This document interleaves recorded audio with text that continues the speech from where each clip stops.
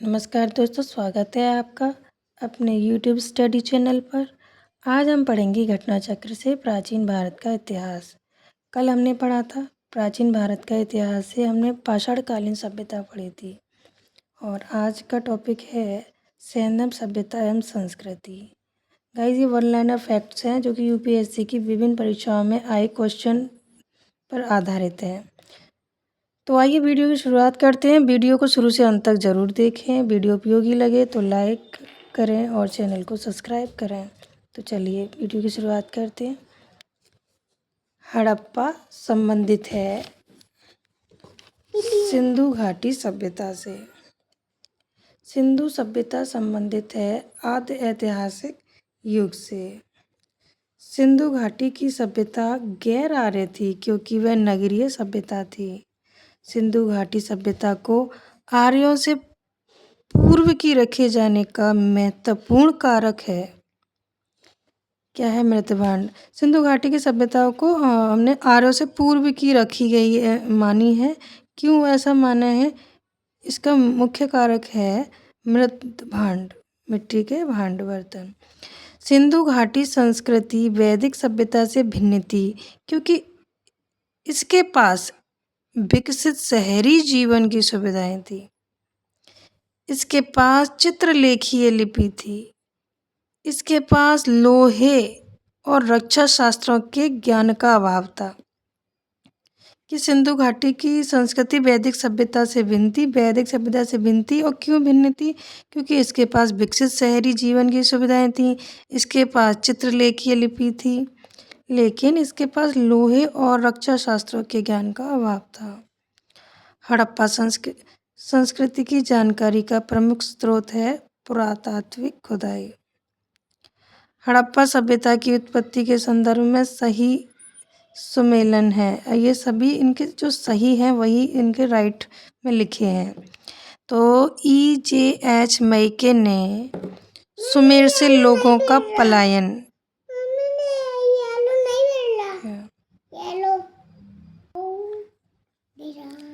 हड़प्पा संस्कृति की जानकारी का प्रमुख स्रोत है पुरातात्विक खुदाई। हड़प्पा सभ्यता की उत्पत्ति के संदर्भ में सही मिलान है कि EJH मैके का सही मिलान है सुमेर से लोगों का पलायन। तो इन्होंने ये खोज की कि सुमेर से लोगों का पलायन। मार्टिमर व्हीलर पश्चिमी एशिया से सभ्यता के विचार का प्रवसन। आमलानंदा घोष हड़प्पा सभ्यता का उद्भव पूर्व हड़प्पा सभ्यता की परिपक्वता के परिणाम स्वरूप हुआ। आमलानंदा घोष के अकॉर्डिंग क्या था? हड़प्पा सभ्यता का उद्भव पूर्व हड़प्पा सभ्यता की परिपक्वता के परिणाम स्वरूप हुआ। भारत में चांदी की उपलब्धता के प्राचीनतम साक्ष्य कहाँ से मिलते हैं? हड़प्पा संस्कृति से। हड़प्पा में मिट्टी के बर्तनों पर सामान्यतः उपयोग हुआ था लाल रंग का। मूर्ति पूजा का आरंभ माना जाता है पूर्व आर्य सभ्यता से। मूर्ति पूजा का आरंभ कब से माना जाता है? पूर्व आर्य सभ्यता से। गाय, हाथी, गैंडा तथा बाघ पशुओं में से वह जिसका हड़प्पा संस्कृति में पाई गई टेराकोटा कलाकृति में निरूपण नहीं हुआ था। तो टेराकोटा कलाकृति में निरूपण नहीं हुआ था, वो क्या था? कौन सा जानवर था? गाय। ठीक है। जबकि हाथी, गैंडा और बाघ ये सब टेराकोटा कलाकृति में इनका अंकन किया जाता था। अब फिर से एक साइड में प्राचीन स्थल है, तो एक साइड प्राचीन स्थल है और एक साइड पुरातात्विक खोज है। इनका मिलान करना है। तो लोथल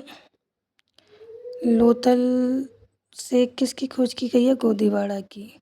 कालीबंगा से जुता हुआ खेत।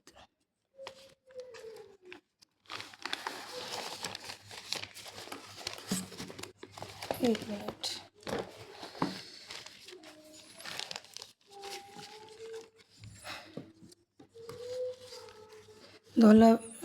मिनट। धौलावीरा से हड़प्पन लिपि के बड़े आकार के 10 चिन्हों वाला एक शिलालेख मिला है। बनावली जो कि हरियाणा में है, इसमें पक्की मिट्टी की बनी हुई हल्की प्रतिकृति मिली है। बनावली से क्या मिला है? पक्की मिट्टी की बनी हुई हल्की प्रतिकृति, एक हल्का रूप मिला है। और फिर से मिलाना है, सुमेलित करना है, और ये पहले से ही यह सुमेलित है। तो स्थल है हड़प्पा। हड़प्पा किस नदी के किनारे है? रावी। हस्तिनापुर किस नदी के किनारे है? गंगा। नागार्जुनकोंडा कृष्णा नदी के किनारे। पैठन गोदावरी नदी के किनारे। कालीबंगा घग्गर नदी के किनारे। लोथल भोगवा नदी के किनारे। रोपड़ सतलज नदी के किनारे। ठीक है, और आगे एक बार फिर से सुमेलन करना है, मिलान है। आलमगीरपुर जो कहाँ पर स्थित है? उत्तर प्रदेश में। लोथल गुजरात में स्थित है। कालीबंगा राजस्थान में स्थित है। रोपड़ पंजाब में स्थित है। बनावली हरियाणा में स्थित है। और दायमाबाद महाराष्ट्र में स्थित है। राखीगढ़ी जो कि बहुत बड़ा स्थल है, वो कि हरियाणा में स्थित है। मांडा जम्मू कश्मीर में स्थित है। राखीगढ़ी फिर से दे दिया है, जो कि हरियाणा में स्थित है।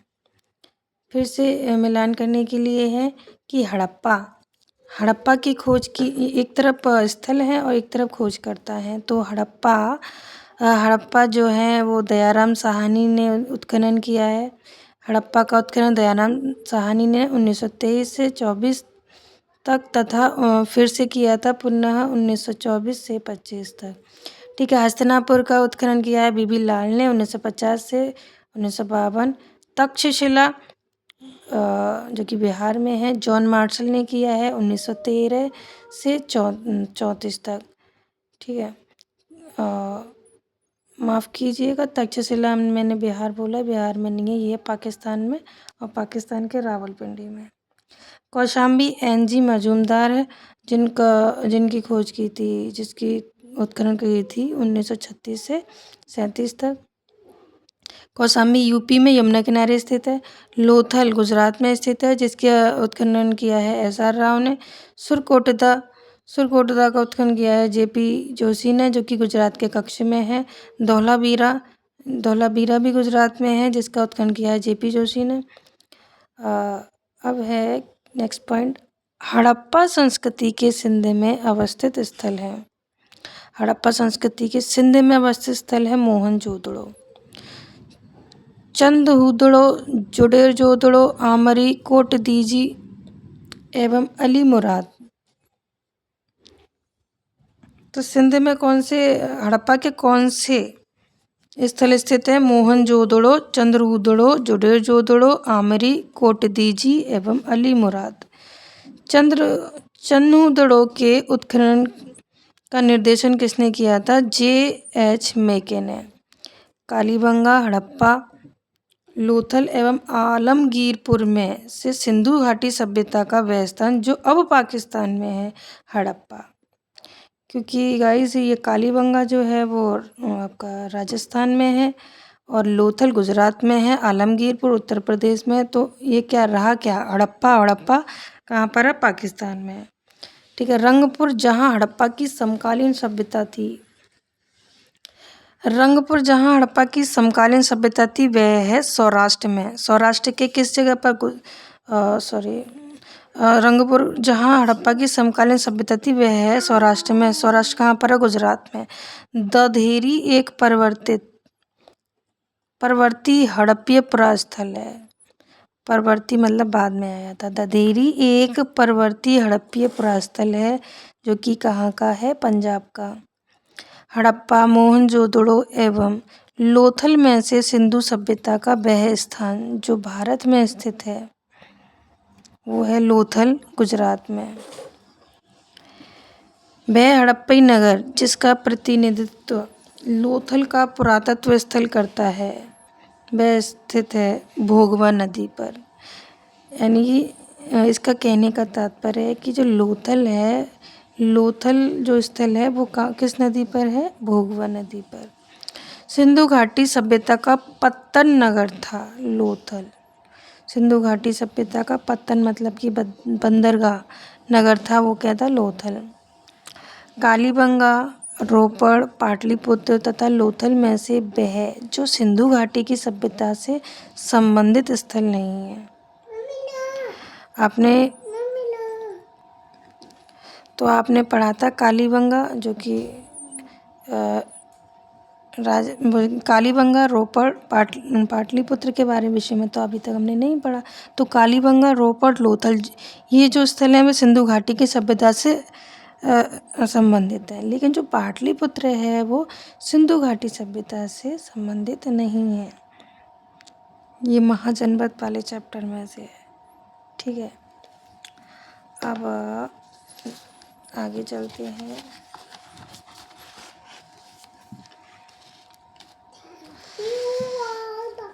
भारत का सबसे बड़ा हड़प्पन पुरास्थल है राखीगढ़ी। संपूर्ण सिंधु घाटी सभ्यता का सबसे बड़ा पुरास्थल है राखीगढ़ी। अभी पीछे बताया था हमने। सिंधु घाटी के लोग विश्वास करते हैं मातृशक्ति में। सिंधु घाटी के लोग विश्वास करते हैं मातृशक्ति में। सिंधु घाटी के लोग पूजा करते थे मातृ देवी की, पशुपति की, लिंग एवं योनि की, पशुओं की, नागों एवं वृक्षों की। सिंधु घाटी सभ्यता को खोज निकालने में जिन दो भारतीयों का नाम जोड़ा है वे हैं राखालदास बनर्जी, जिन्होंने मोहनजोदड़ो की खोज की, और दयाराम साहनी, जिन्होंने हड़प्पा की खोज की। अगर किसी स्टूडेंट को इधर प्रॉब्लम हो तो मैंने तो इसे एक ट्रिक से याद किया है, जैसे कि राखी मोहन की और दया ने हड़प्पली, इस तरीके से। और याद हो गया कि राखालदास बनर्जी ने क्या किया, मोहनजोदड़ो की खोज की, और दयाराम साहनी ने हड़प्पा की खोज। राखी मोहन की, दया ने हड़प्पली। तो सिंधु सभ्यता के बारे में सत्य कथन है, नगरों में नालियों की सुदृढ़ व्यवस्था थी, व्यापार और वाणिज्य उन्नत दशा में था, एवं मातृ देवी की उपासना की जाती थी। सिंधु घाटी सभ्यता जानी जाती है अपने नगर नियोजन के लिए, मोहनजोदड़ो और हड़प्पा के लिए, अपने कृषि संबंधी कार्य के लिए एवं अपने उद्योगों के लिए। गाइस, आपने पढ़ा होगा, और नहीं पढ़ा तो ये सिंधु घाटी की सभ्यता है तो एकदम नगरीय सभ्यता थी, जहाँ पर नालियों की व्यवस्था और सड़कों की रोडों की व्यवस्था एकदम बहुत बढ़िया थी। तो सिंधु घाटी सभ्यता किस लिए जानी जाती है, अपने नगर नियोजन के लिए, यानी नगर नियोजन बहुत ही अच्छा था, अच्छी व्यवस्थाएं थी। मोहनजोदड़ो और हड़प्पा के लिए, मोहनजोदड़ो में स्नानागार बहुत ही अच्छे थे, और अपने कृषि संबंधी कार्य के लिए एवं अपने उद्योगों के लिए।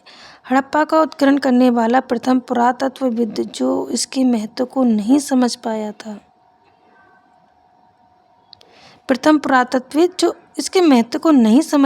उत्खनन तो करवाया था इसने, लेकिन इसके महत्व को नहीं समझा था, तो वो कौन था, A Cunningham. R D. Banerjee, K N. Dikshit, M.S. Vats तथा B.A. स्मिथ में से वह जो हड़प्पा और मोहनजोदड़ो के उत्खनन से संबंधित नहीं थे। कौन संबंधित नहीं थे? निम्नलिखित में से हड़प्पा और मोहनजोदड़ो के उत्खनन से संबंधित नहीं थे, वे थे B.A. स्मिथ। बाकी R.D. Banerjee, K.N. Dixit, M.S. वत्स, ये हड़प्पा और मोहनजोदड़ो के उत्खनन से संबंधित थे। तो कोई भी क्वेश्चन हो और या फिर ये फैक्ट है तो वहाँ पर हम क्या करेंगे कि एक बार तो नहीं से हम उस प्रश्न का उत्तर देखेंगे, और एक बार पॉजिटिवली, एक बार नेगेटिव, यानी कि नहीं थे, कौन नहीं थे, B.A. स्मिथ, और थे कौन, तो R.D. Burman, K.N. Dixit, M.S. वत्स। इस प्रकार से हम शॉर्ट नोट बना सकते हैं। मतलब शॉर्ट नोट से मतलब एक ऐसे ट्रिक टाइप जो कि हमें एकदम से याद आ जाए। सर्वप्रथम मानव ने जिस धातु का उपयोग किया था वह है तांबा। हाथी का दांत का पैमाना हड़प्पीय संदर्भ में मिला है। कहाँ से? हाथी दांत पैमाना कहाँ से मिला है? लोथल से, जो कि गुजरात में है, भोगवा नदी के किनारे है। हड़प्पा कालीन स्थलों में से अभी तक जिस धातु की प्राप्ति नहीं हुई है वह है लोहा। आलमगीरपुर, लोथल, मोहनजोदड़ो तथा बनावली में से वह स्थल जो घग्गर और उसकी सहायक नदियों की घाटी में स्थित है वो है बनावली। सही कथन है, मोहनजोदड़ो, हड़प्पा, रोपड़ एवं कालीबंगा सिंधु घाटी सभ्यता के प्रमुख स्थल हैं। हड़प्पा के लोगों ने सड़कों तथा नालियों के जाल के साथ नियोजित शहरों का विकास किया। ठीक है, तो ये सही है मोहनजोदड़ो और हड़प्पा के बारे में कि मोहनजोदड़ो, हड़प्पा, रोपड़ और कालीबंगा सिंधु घाटी सभ्यता के प्रमुख स्थल हैं। ये बात भी सही है। और दूसरी बात कि हड़प्पा के लोगों ने सड़कों तथा नालियों के जाल के साथ नियोजित शहरों का विकास किया।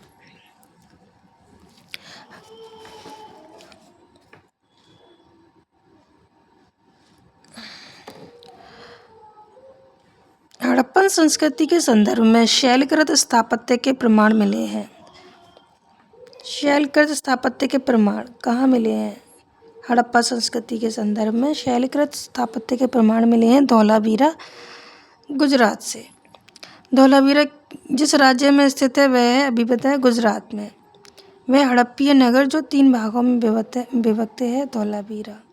धौलावीरा कितने भागों में विभक्त है? 3। एक उन्नत जल प्रबंध व्यवस्था का साक्ष्य प्राप्त हुआ है धौलावीरा से। एक उन्नत जल प्रबंधन व्यवस्था का साक्ष्य प्राप्त हुआ है कहाँ से? धौलावीरा से। गाइस, ये धौलावीरा से संबंधित जो पॉइंट हैं वो सभी अच्छे से ध्यान से देख लें, क्योंकि ना इसका क्वेश्चन मोस्टली आ ही जाता है। और अभी जो GIC लेक्चर का एग्ज़ाम होता है वहाँ से, उसमें भी उस पेपर में भी धौलावीरा से प्रश्न आया था। तो एक उन्नत जल प्रबंध व्यवस्था का साक्ष्य प्राप्त हुआ है धौलावीरा से। कुंतासी, धौलावीरा, लोथल एवं कालीबंगा में से वह स्थल जहाँ से द्विसंस्कार डबल बरियल का प्रमाण मिला है। तो डबल बरियल का प्रमाण या द्विशव संस्कार का प्रमाण कहाँ से मिला है? लोथल एवं कालीबंगा से। हड़प्पन स्थल सनौली के अभी हाल में उत्खननों से प्राप्त हुए हैं मानव शवाधान। कहाँ से? हाल ही में कहाँ से मानव शवाधान मिले हैं? सनौली से। वस्त्रों के लिए कपास की खेती का आरंभ सबसे पहले किया था भारत में। वस्त्रों के लिए कपास की खेती का आरंभ सबसे पहले भारत में किया था। सिंधु घाटी सभ्यता के संदर्भ में सही कथन है। यह प्रमुखतः लौकिक सभ्यता थी तथा उसमें धार्मिक तत्व यद्यपि यह प्रमुखतः लौकिक सभ्यता थी तथा उसमें धार्मिक तत्व यद्यपि उपस्थित था, वर्चस्वशाली नहीं था। उस काल में भारत में कपास से वस्त्र बनाए जाते थे। आगे बढ़ते हैं।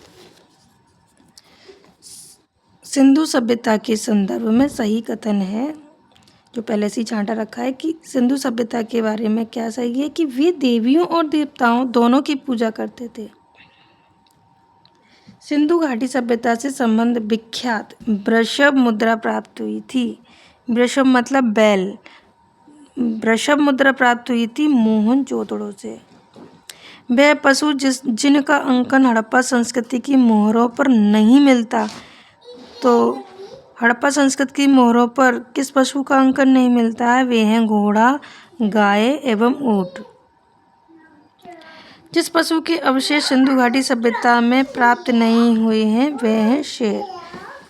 जिस पशु के अवशेष सिंधु घाटी सभ्यता में प्राप्त नहीं हुए वह शेर।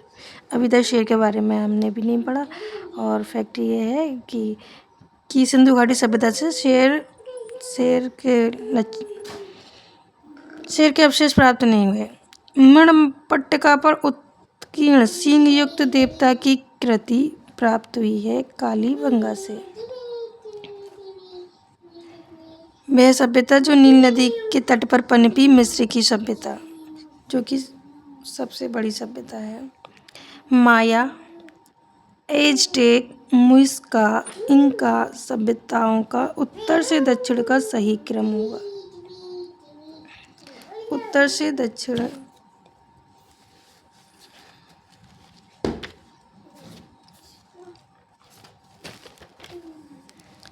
की ईस्ट वेस्ट नॉर्थ साउथ, तो इन्होंने पूछा है उत्तर से दक्षिण की ओर। माया, एज़टेक, मुइस्का, इंका सभ्यताओं का उत्तर से दक्षिण का सही क्रम होगा। तो सबसे पहले उत्तर में आएगा एज़टेक, फिर आएगा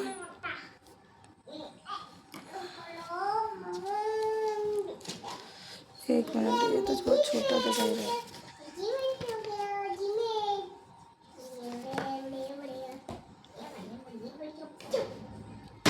ईस्ट, वेस्ट, नॉर्थ, साउथ।